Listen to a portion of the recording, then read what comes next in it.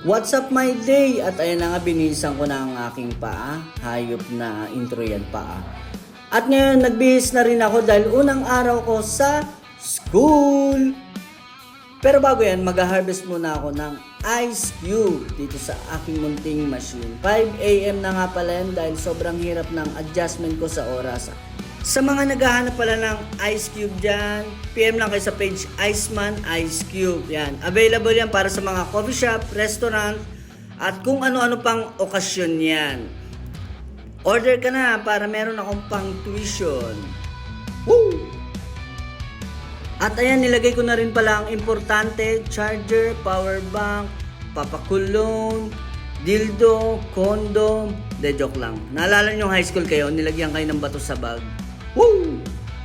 Honda Click nga pala ang aking dadalhin dahil ayoko magkulong-kulong. Ha? Kulong-kulong?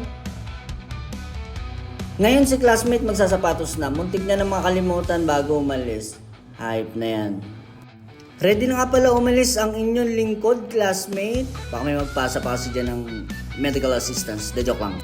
At naglagay muna ako ng supporter sa aking wrist dahil sobrahan ako kagabi ng kakatebats. De, joke lang.